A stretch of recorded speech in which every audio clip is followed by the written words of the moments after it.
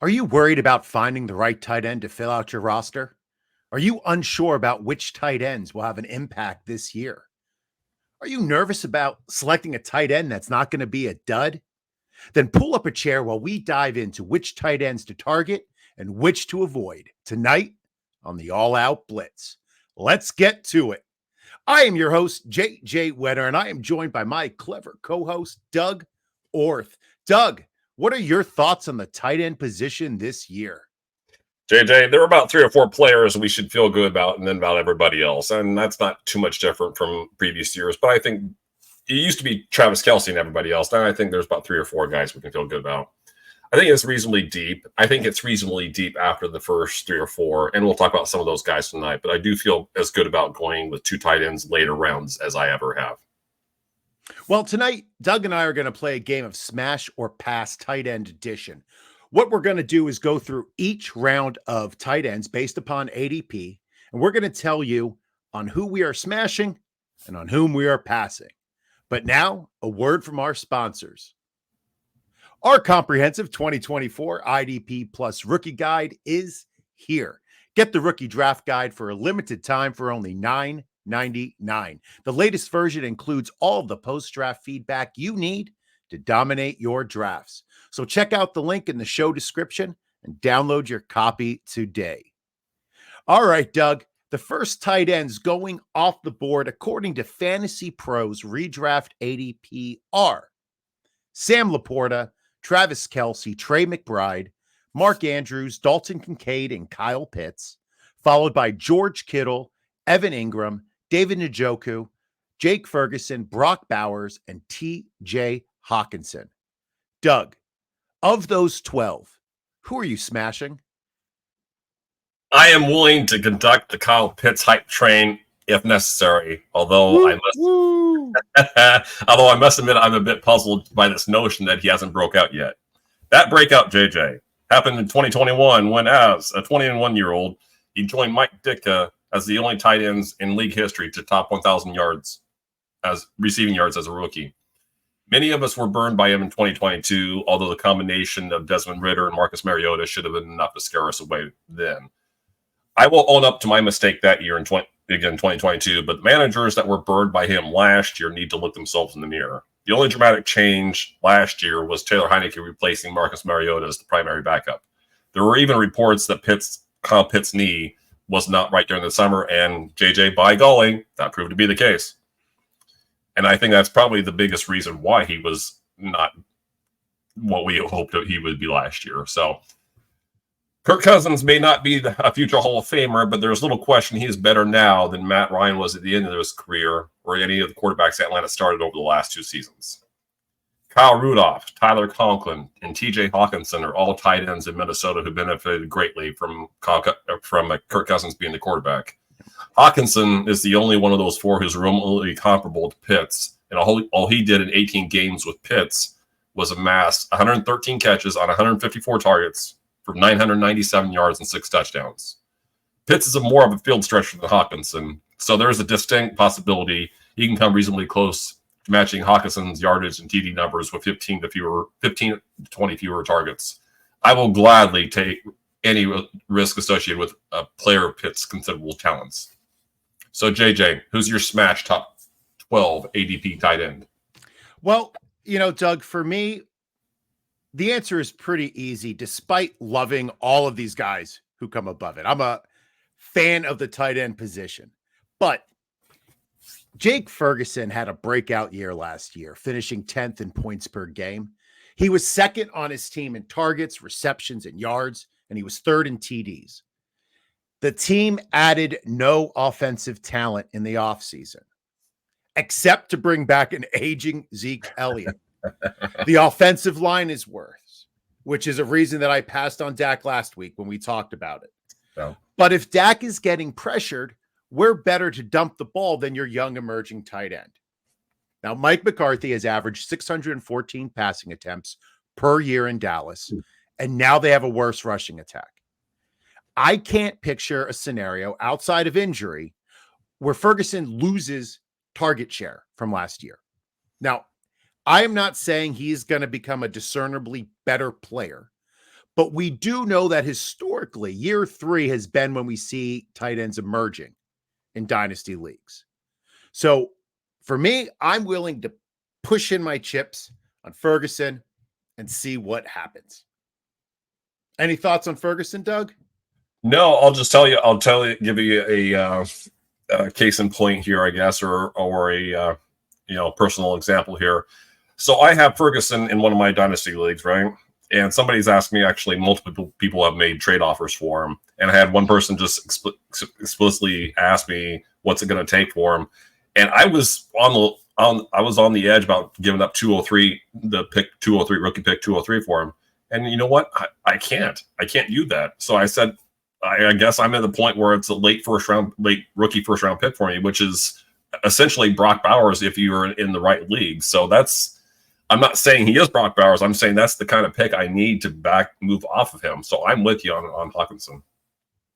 All right. So I'm sorry. I'm Ferguson. I was going to say, but good segue though, Doug. So who on this first group that we see are you passing on?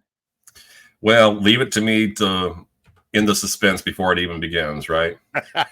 Yeah, TJ Hockenson is an undeniable stud, but fantasy managers need to be realistic about what they'll likely get out of him this year. He tore his ACL and MCL on Christmas Eve, meaning he did not have surgery until January 29th. So what that means is he'll be about 7.5 months into his recovery when the regular season begins, which, JJ, is an aggressive return to play date for anyone not named Adrian Peterson. Am I correct? You are correct. The pup list should be assumed at this point, and I think it is possible we may not see him until November. Just from a health perspective, I don't see much of a way he ends up being a top 12 tight end, and I believe the ADP on him is tight end 12. The second concern here is his quarterback. I just got done extolling the virtues of Kirk Cousins and his history of tight ends in the previous segment. He is no longer Minnesota. Do we really want to hitch our wagons to Sam Darnold and J.J. McCarthy and hope one of them can keep 3 pass catchers relevant? Again, Justin Jefferson, Jordan Addison, and now and T.J. Hockenson. Especially one of those guys in Hockenson who will likely miss a quarter of a season and probably not look like his usual self until 2025. That's my rationale for Hockenson. JJ, who are you passing on? Oh, well, that was terrible news. I was not. I mean, I have Hockenson in a couple dynasty leagues, and luckily I have some other good players, so I'm okay. But that doesn't make me super happy, Doug. But I will tell you that this next player is somebody who I love, maybe love strong. I like this player, but I hate the situation. David Njoku had a great year last year, finishing as the tight end 6 in PPR. Now, PFF graded him as the tight end 12. He is going off the board at pick 92, which is the 8th round, and that is a decent value for the tight end 6 overall. However, I know I'm not breaking news, but the bulk, and I do mean the bulk of his production, came with Joe Flacco throwing him the ball, not Watson. He averaged 12.2 points per game with Flacco and 4.32 with Watson. Of David's 5 double-digit weeks, 4 with Flacco and 1 was with PJ Walker. None were with Watson. So for me, the only way I'm really looking at David Njoku this year is if I find out Watson isn't the starter, which is a possibility, but I'm staying away from David Njoku at his cost. I don't know. What about you, Doug? Well, was a turnabout as fair play here? I have Njoku in a few of my dynasty leagues, so this hurts for me to hear you say that. But your reasoning is solid, and it's something that I've had to consider myself as far as how much I like him this year. I love the player, don't love the situation. So I'm on the edge. I'm on the ledge with this one as far as being a pass, but I can totally understand why you would pass. Man, I know everything about Deshaun Watson, but how did he forget to play football? I'm confounded. I'm confounded over the lack over the decline in his production since he's gone to Cleveland. Shocking to me. Yeah, and you raised a solid point. The football that we saw in Houston is still there in him. I'm just interested to see. Look, he didn't have this kind of running game when he was in Houston, so that's one. But I don't know how to. I know we need to put it in words. I don't know how to put it in words. I wonder how much of the last 2 years has been he's in his head, because that's the way it looks like he's playing. He's in his head right now. So how much he's carrying the off-field stuff onto the field, I don't know. But you hope another year past it. Because he did target the tight end with regularity, especially in the red zone back in Houston. He made Jordan Akins a thing not so long ago. So there is a chance. There is a chance, but you also get Jerry Jeudy in there too. That makes it worse. That's just another mouth to feed. So when you look at it like that, yeah, I agree, Joe. I agree, JJ. All right. Well, let's stop talking about that for a minute. It's draft season, folks, and there is nothing better than a live draft. Literally, nothing is better than a live draft. So get ahead of the game right now with Trophy Smack's gorgeous draft boards, complete with player stickers so deep you couldn't possibly need them all. And for the first time, Trophy Smack has an IDP expansion pack for all of you IDP degenerates out there. No more scribbling names on blank stickers. So go to Trophy Smack and get the only draft board that meets all of your needs. So check out the link in the show notes and get yours today. All right, Doug, it is time for round 2. Woo.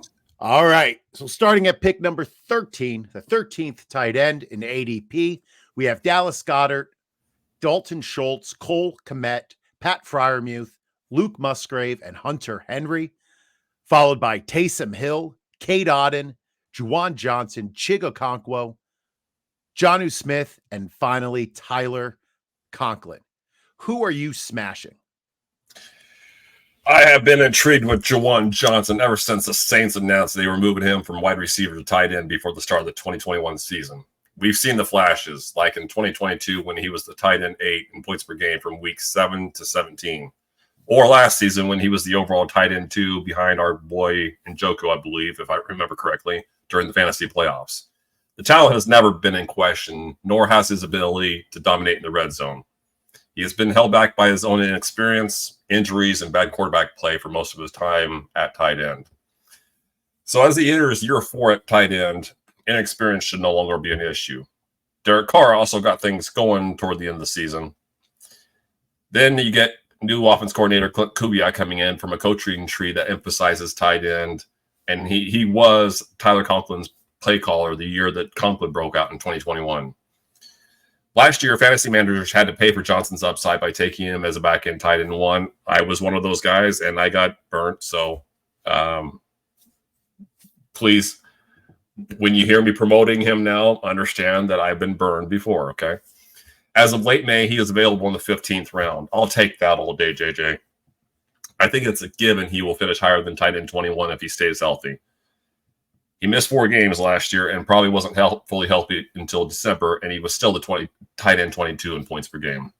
New Orleans didn't add anything at receiver or tight end outside above means in the draft. So I feel pretty good that Johnson's role in the offense will, at worst, stay the same.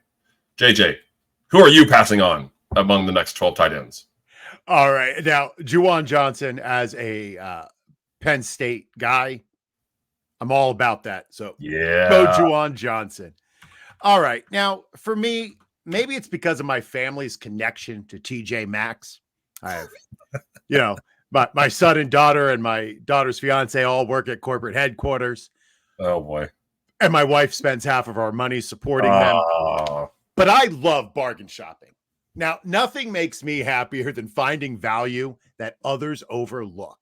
So I'm looking at the bottom of this list. And who do I see staring back at me? Tyler Conklin. Now, Conklin's ADP is 181, right at the beginning of round 15. This is the bottom of the barrel, people. Literally, the bottom of the barrel. He finished last year as the tight end 18, and that's nothing to sneeze at, considering he was on a team that didn't have a QB or an O-line or an offensive coordinator. Now, Conklin, I don't know if you know this, Doug, has exactly 87 targets per season for the past 3 years. It's a weird little statistical outlier. Yeah, it is. And he has averaged about 60 catches per season. His biggest drop-off last year was TDs. Well, guess what? The Jets weren't scoring TDs last year.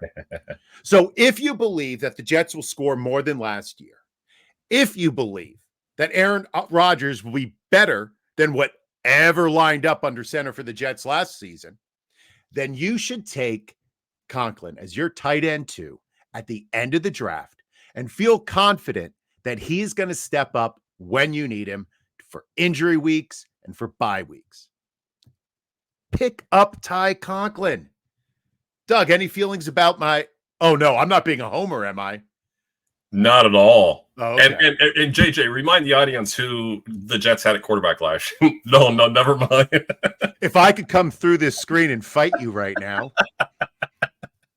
I don't even remember last season. Did you know the Jets didn't play last year? Yeah. I have blocked it out.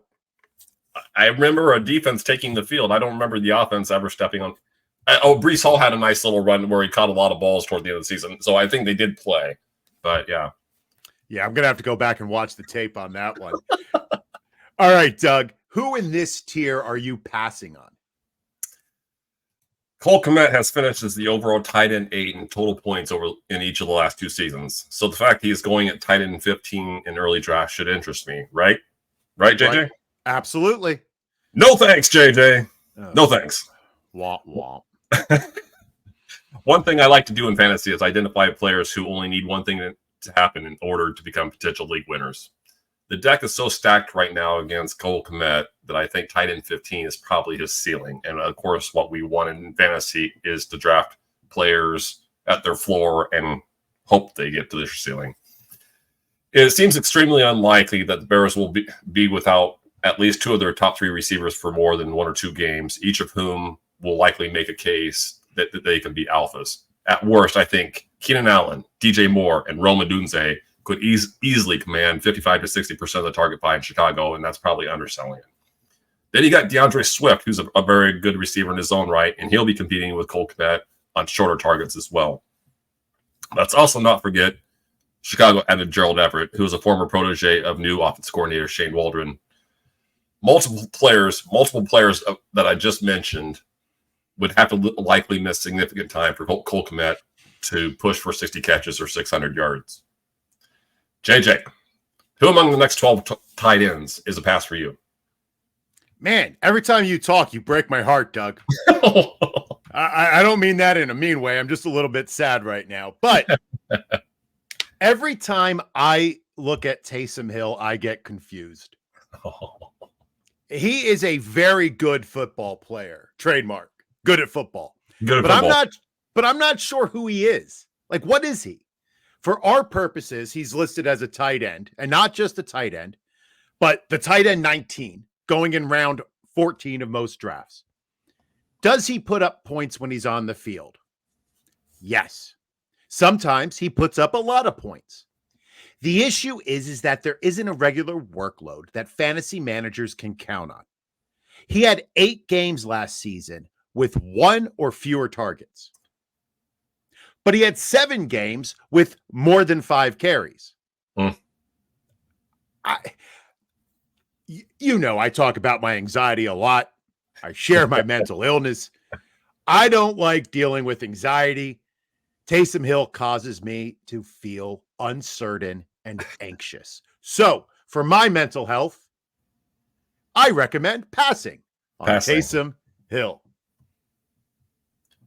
But JJ, did you not hear and read that he's going to line up at running back? He's going to be a fullback. He's going to be the new Kyle Juszczyk, man. Woo! Yeah, and listen, I think he can be amazing in that role. He can be amazing. I just don't like even Kyle Juszczyk. Like he's great. Like I have him on some of my like dynasty best ball rosters. Yeah.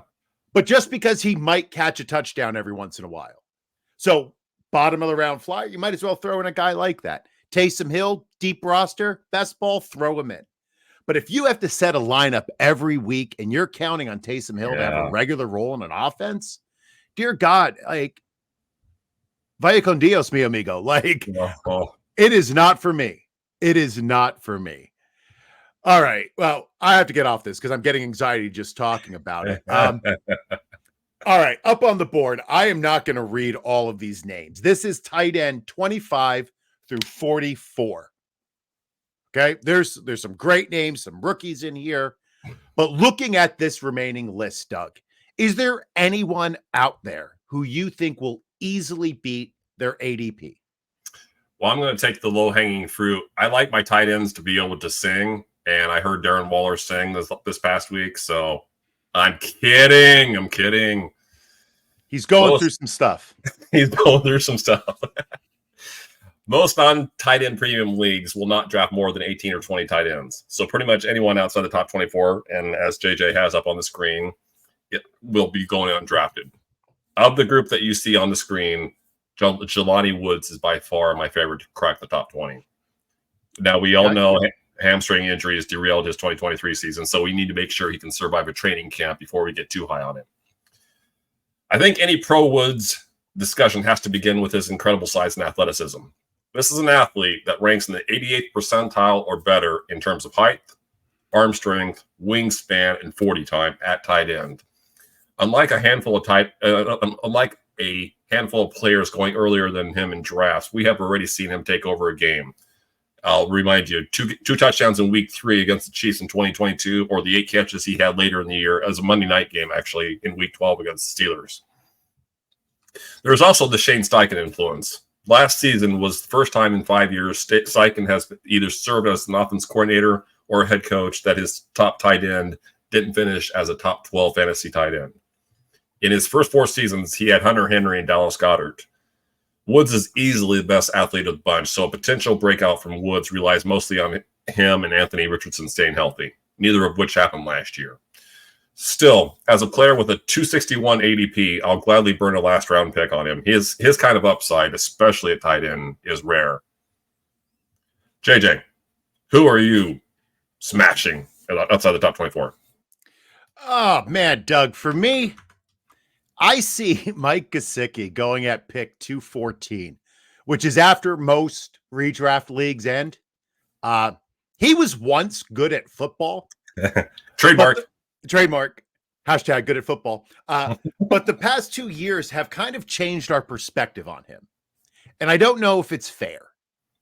As we discussed in an earlier episode, Cincinnati clearly has a plan in place for tight end this year. They have Gesicki and Sample, with Gesicki being the pass catcher, Sample being the inline blocker.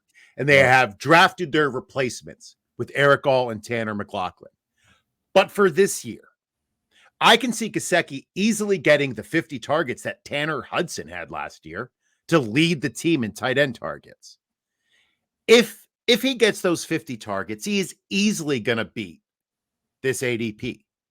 Now, if Gesicki can't beat out Hudson, then he might be looking for a new job, career. Yeah. I mean, I don't know how many down years Gesicki can have in a row before he's not playing anymore. But for one last shot, I'm willing to throw a last round pick on Mike Gesicki in a high powered Cincinnati offense just to see what happens. Yep. Yeah. You think he can have a solid year or no? I think it's possible. I wouldn't want to bet too many shekels on it, but I do believe. Hey, I was with you on the Gesicki, feeling good about him, and I'm as mystified as anybody why the last 2 years haven't been better. But I go back to thinking about when I saw him at the combine now, and thinking that maybe it was just his long strides, and that's what he is a long strider. Maybe that's what it is.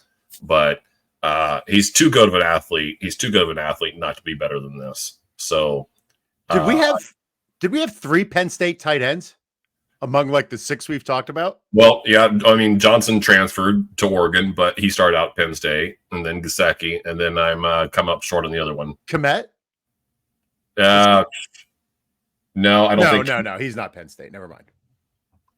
I'm coming up short there. Man, yeah. Well, you know what? While I do this next ad read, why don't you look up where Cole Kmet went to? I think just I will. Because, all right. Well, we're not just pretty faces here at IDP Plus. We have an entire suite of tools and rankings for both offense and defense. Plus, we have rookie rankings, injury trackers, and more. So right now, get your first month for just $1 with the promo code MOCKDRAFT. Head over to idpguys.org after the show to get ahead of your lazy league mates and start your march towards fantasy football greatness today with the promo code MOCKDRAFT. The link and details are in the show description. Doug, what is the update on Cole Kmet? Tight end University. Notre Dame. Oh, get out of here. Oh, I'm sorry. I am sorry, Penn State, for even associating your name with that terrible, terrible school. Anyway, it is time to say goodbye and let people know where they can find us and any final thoughts we may have. Doug, if you want to reverse my Notre Dame slander, here's your opportunity. Go ahead, buddy. Well, I'm a Nebraska fan, so Notre Dame can afford to be slandered. They too many other good things happen to them. We don't need to apologize for anything. You guys see the handle there. I'm going to give you my same usual spiel here at Doug Orth, DOUGORTH. I've told you everything I've been working on and continue to work on. I will tell you that my regular season column with FF Today should start in about 2 weeks, and I will be highlighting offensive lines in those episodes. And then the next two columns after that will be talking about defensive weak spots, which it'll make sense when we get to see it. I don't want to take up any more time than I've already taken talking about it. So, JJ. Well, I'm at JJ Wenner on Twitter. Thank you to Doug for all of his work on this episode and for just being a good friend. Means a lot, buddy. Special thank you to the whole crew at IDP Plus for helping produce the pod. Gary, Brittany, Nate, and Ricky run a great ship over there. You can catch me on the Rider Dynasty podcast this Friday with Jameson and Joe as we break down running back tiers. And be sure to tune in next Wednesday when Doug and I play another round of Smash or Pass, but wide receiver edition. So thank you. Thank you for tuning in. And remember, when in doubt, go all out. Boat drinks, my friends. Boat drinks. Thank you for watching the IDP Plus YouTube network. If you enjoyed this video, give it a thumbs up and don't forget to subscribe to our channel. Be sure to tap the bell icon to get notified whenever we upload new content.